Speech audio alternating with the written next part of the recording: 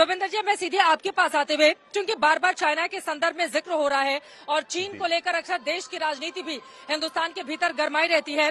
China daily ने लिखा है कि ग्लोबल साउथ की एक प्रभावशाली आवाज होनी चाहिए और भारत ने जिस तरह से G20 समिट का आयोजन किया है, अलग अलग 60 से ज्यादा शहरों में 200 से ज्यादा बैठकें की हैं, वो अभूतपूर्व और शानदार बात है।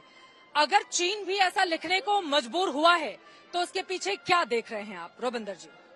Thank you. उसके पीछे हम असलियत देख रहे हैं, रियलिटी देख रहे हैं, भारत की उभरती भी हमारी अर्थव्यवस्था, हमारी सोच, हमारे विचार और जिस कॉन्फिडेंस और जिस क्रिएटिविटी से हम अपने सोच और विचार दुनिया में रख रहे हैं, हम जो इनोवेशंस कर रहे हैं, ये G20 का, या चाइना जो कह रहा है सही बात है, हमने G20 का फॉर्मेट पूरे का इनोवेशन कर दिया, डिसेंट्रलाइज कर दिया, राइट।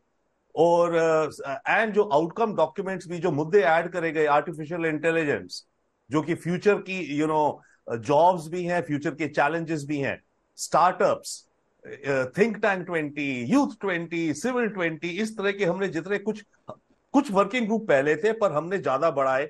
आउटकम्स आई थिंक 73 या 112 अलग अलग कैटेगरी के हमने बढ़ा दिए। तो जिस तरह से हम कंटेंट में लीडरशिप ला रहे हैं, आई थिंक उसको दुनिया एहसास कर रही है और फिर उसको मजबूर हो, कंपेल होना पड़ रहा है इस बात को एक्नॉलेज करने के लिए। मैं 2-3 पॉइंट क्विक और कहता हूं। भारत को फायदे की बात होती है, और आपके साथ जो कुछ लोग बीजेपी के वहां थे उन्होंने बात करी ग्लोबल बायो अलायंस की, अच्छी बात है। पता है इसका मेन फायदा क्या है?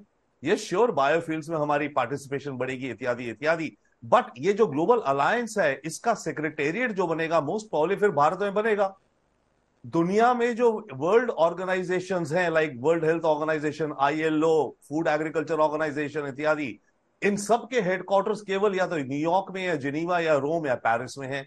भारत में अभी तक केवल एक इंटरनेशनल ऑर्गेनाइजेशन का हेडक्वार्टर बना है, वो है इंटरनेशनल सोलर अलायंस, जो कि again of course Modi ji ने 5 वर्ष पहले इंडिया ने शुरू किया था। इसके द्वारा अब हमारा इंडिया में एक और इंटरनेशनल ऑर्गेनाइजेशन का हेडक्वार्टर बनेगा। तो अब हम जब बढ़ रहे हैं देश, हम जब पार्टिसिपेट कर रहे हैं दुनिया में इक्वली, तो ऑब्वियसली इंटरनेशनल संस्थाओं का यहाँ सेटअप होना चाहिए। फ्यूचर की जो बात चल रही है, चाइना जो एक्नॉलेज ऑल्सो कर रहा है, देखिए आने वाली जो वॉर है, वॉर तो इस समय फिजिकल भी चल रही है, मल्टीपल चल रही है, ट्रेड भी चल रही है, दुनिया इस समय जंग में है। बट आने वाले वक्त में और ज्यादा होने वाली है टेक्नोलॉजी, आर्टिफिशियल इंटेलिजेंस, रोबोटिक्स। अब प्रश्न ये है कि ये जो आने वाली टेक्नोलॉजीज हैं फ्यूचर की, ये किन स्टैंडर्ड्स पर चलेंगी? तो इन स्टैंडर्ड्स की चर्चा भी इस G20 में हुई है, और सबको ध्यान है कि ऐसे स्टैंडर्ड्स बनाए जाएं जो कि चाइना ना डोमिनेट कर जाए। तो आने वाले 10 से 15 से 20 वर्ष में भारत को, हमें अपनी नेशनल सिक्योरिटी और टेक्नोलॉजी एडवांसमेंट, केवल हमें नहीं दुनिया भर को, यह भी होगा कि चाइना की जो ग्लोबल डोमिनेंस है न्यू एज टेक्नोलॉजीज में, जिसमें चाइना रेस कर रहा है, सच्चाई ये भी है चाइना तेजी से आगे जा रहा है, बट उसको एक्नॉलेज करते हुए, समझते हुए भारत और अमेरिका मिलके एक्चुअली, एंड कुछ और देश अब ये देख रहे हैं कि अगले 10 से 15 वर्षों में ऑल्टरनेटिव हम अपनी R&Ds करें। चाइना पे जैसे हुआवी का हुआ, 5G का, सडनली पूरी दुनिया में हुआवी के पास ये टेक्नोलॉजी थी, नेटवर्क था। तो अब दुनिया उस ट्रैप में नहीं फंसना चाहती कि आने वाले वक्त में ऐसा माहौल हो जाए कि दुनिया भर की आर्टिफिशियल इंटेलिजेंस का जो ऑपरेटिंग सिस्टम है वो केवल चाइनीज ही दे रहे हैं, राइट। तो फिर आप टोटल चाइना के मोहताज हो गए। तो इस तरह से हम अपनी नेशनल सिक्योरिटी और ग्लोबल सिक्योरिटी ऑल्सो, ये जो ग्लोबल मैट्रिक्स बन रहा है जिसमें सब इंटरकनेक्टेड हो, ये ना हो कि लॉपसाइडेड हो जाए कि एक तरफ ही सारा का सारा डोमिनेट किया जा रहा है दुनिया को। तो भारत उस वर्ल्ड ऑर्डर को बनाने की चेष्टा कर रहा है, जिसमें हमें अपनी फायदा भी है, दुनिया का भी है, हमारा अपना भी है। एक्सपोर्ट की ओर से जब इस तरह की बातें कही जाती हैं तो वो काफी ज्यादा महत्वपूर्ण हो जाता है। बिल्कुल, नया वर्ल्ड ऑर्डर क्या आगामी वर्षों में हम देख सकते हैं? इस पर मैं बात को आगे बढ़ाऊंगी, उसके पहले जरा बीजेपी दफ्तर की तस्वीरें दिखा देते हैं।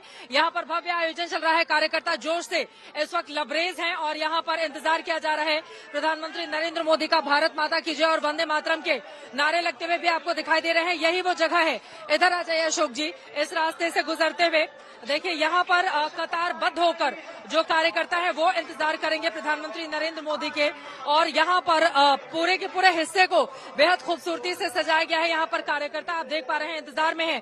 प्रधानमंत्री का वेलकम किस अंदाज में होगा? जोर शोर से और अपने पूरे सनातनी धर्म में होगा।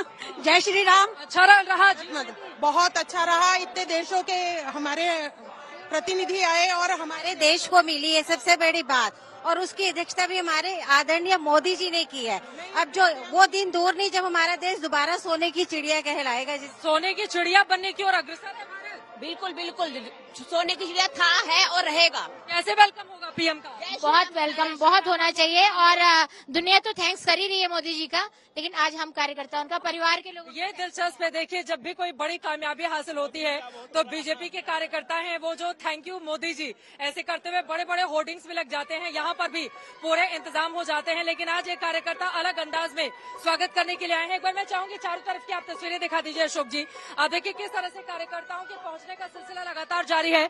कुछ ही पलों के बाद यहाँ पर प्रधानमंत्री नरेंद्र मोदी आएंगे, तैयारियां हो चुकी हैं, बड़े बड़े होर्डिंग्स कटआउट यहाँ पर लग चुके हैं, लिखा गया है मोदी है तो मुमकिन है। G20 सम्मेलन में दुनिया में भारत का मान बढ़ाया है और यहाँ पर देशभक्ति गाने भी लगातार बजते हुए आपको ये देश है वीर जवानों का, अलबेलों का, मस्तानों का, जैसे आप सुन पा रहे हैं।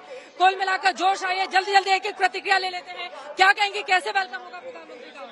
हम सब पूरे जोश से, उत्साह से मोदी जी का वेलकम। जरा मैं चाहूंगी उधर की तस्वीरें दिखा दीजिए, कुछ लोग थिरकते हुए आपको दिखाई दे रहे हैं। वहाँ देखिए ये देश है वीर जवानों का गाना बज रहा है और वहाँ पे महिला पुरुष सभी थिरकते हुए आपको टीवी स्क्रीन पर दिखाई दे रहे हैं। एक अलग ही उमंग है, यकीनन इन्हें मौका नहीं मिला था। G20 में बहुत कम ऐसे लोग थे जिनके पास था, वहां तक जाने का मौका मिला था।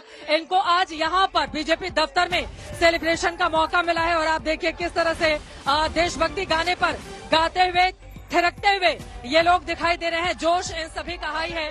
आज तक के साथ लगातार जुड़े रहने के लिए डाउनलोड कीजिए आज तक का मोबाइल ऐप और लगातार जुड़े रहिए आज तक के साथ। डाउनलोड करें आज तक मोबाइल ऐप। आज तक के साथ लगातार जुड़े रहने के लिए डाउनलोड कर लीजिए आज तक का मोबाइल ऐप। दिन भर की हर खबर से मेरे साथ रहिए खबरदार। डाउनलोड करें आज तक मोबाइल ऐप। तमाम खबरों को देखने के लिए, पढ़ने के लिए आज तक.in पर जरूर जाएं और अब आप आज तक के ऐप को भी डाउनलोड कर सकते हैं। डाउनलोड करें आज तक मोबाइल ऐप। इस समय पूरी दुनिया में लोग कंफ्यूज्ड हैं। वो समझ नहीं पा रहे हैं क्या सही है, क्या गलत है, क्या सच है, क्या झूठ है। और ये स्पष्टता हम आपको अपने इस नए शो में देंगे। सब कुछ ब्लैक एंड व्हाइट में बताएंगे। इस शो में मेरे बालों के अलावा कुछ ग्रे नहीं होगा। हर खबर ब्लैक एंड व्हाइट की तरह बिल्कुल स्पष्ट होगी। आज तक के साथ लगातार जुड़े रहने के लिए डाउनलोड कीजिए आज तक का मोबाइल ऐप और लगातार जुड़े रहिए आज तक के साथ। डाउनलोड करें आज तक मोबाइल ऐप। आज तक के साथ लगातार जुड़े रहने के लिए डाउनलोड कर लीजिए आज तक का मोबाइल ऐप। दिन भर की हर खबर से मेरे साथ रहिए खबरदार। डाउनलोड करें आज तक मोबाइल ऐप। तमाम खबरों को देखने के लिए, पढ़ने के लिए आज तक.in पर जरूर जाएं और अब आप आज तक के ऐप को भी डाउनलोड कर सकते हैं। डाउनलोड करें आज तक मोबाइल ऐप।